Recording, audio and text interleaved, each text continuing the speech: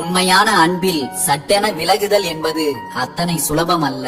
அன்பு என்ற பெயரில் நடிப்பவர்களுக்கு மட்டுமே அது சாத்தியம். தவறு செய்துவிட்டால் மன்னிப்புதான் கேட்க வேண்டும் என்று அவசியமில்லை. தவறை உணர்ந்து அதை உங்கள் நடத்தையில் மாற்றி காட்டுவது கூட சிறந்ததுதான். மன்னிப்பை வார்த்தைகளில் கேட்பதை காட்டிலும் அந்த தவறு மீண்டும் நடக்காமல் உங்களின் நடத்தையில் அதை மாற்றி காட்டுவதே மேலானது. எண்ணங்கள் ஒருபோதும் சுமையாக மாறுவதில்லை. தேவையற்ற எண்ணங்களே சுமையாக மாறிவிடுகின்றன. தேவையற்ற எண்ணங்களை ஒருபோதும் உங்களுக்குள் அனுமதிக்காதீர்கள். பிறகு வாழ்க்கையே சுமைகளும் சோகங்களும் மட்டுமே நிறைந்ததாய் மாறிவிடும்.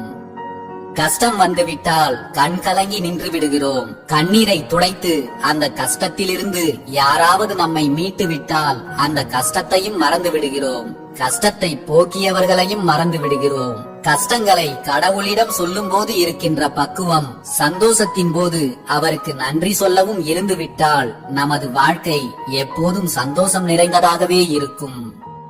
பணிவு என்பது தாழ்மையின் சின்னம் அல்ல, அது உயர்ந்த பண்பு கொண்டவர்களின் தனித்துவமான அடையாளம். அதை எல்லா மனிதர்களிடமும் எதிர்பார்ப்பது மிகப்பெரிய தவறு.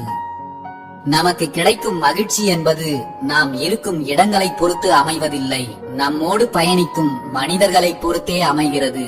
நம்மோடு யார் இருக்க வேண்டும் என்பதிலும் நாம் யாரோடு இருக்க வேண்டும் என்பதிலும் தெளிவாக இருங்கள்.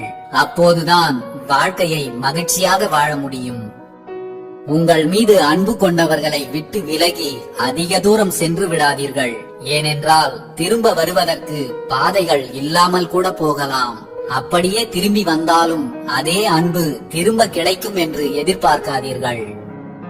யாரை பற்றியும் அளவுக்கு அதிகமாக தெரிந்து கொள்ள நினைக்காதீர்கள். உங்களின் பிரிவுக்கு அதுவே கூட ஒரு காரணமாக அமைந்துவிடும். உதவி என்பது ஒரு விலை மதிப்பில்லாத பரிசு. அதை எல்லோரிடமும் எதிர்பார்க்காதீர்கள். ஏனென்றால் உதவி செய்யும் உயர்ந்த உள்ளம் படைத்தவர்கள் வெகு சிலரே இருக்கிறார்கள். மற்ற எல்லோரும் வெறும் பேச்சில் மட்டுமே தங்களை உயர்ந்தவர்கள் போல் காட்டிக் கொள்வார்கள். அனைவரையும் நேசி, சிலரை மட்டும் நம்பு, ஒருவரை பின்பற்று. ஆனால் ஒவ்வொருவரிடம் இருந்தும் கற்றுக்கொள். ஒவ்வொரு மனிதர்களும் எப்படிப்பட்டவர்கள் என்பதை.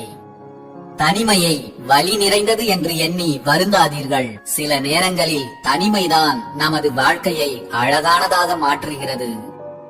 நாம் சரியாக இருந்து நம்மை யாராவது தவறாக பார்த்தால் தவறு நம்முடையது அல்ல, அவர்களுடையதுதான் என்பதை புரிந்து கொள்ளுங்கள்.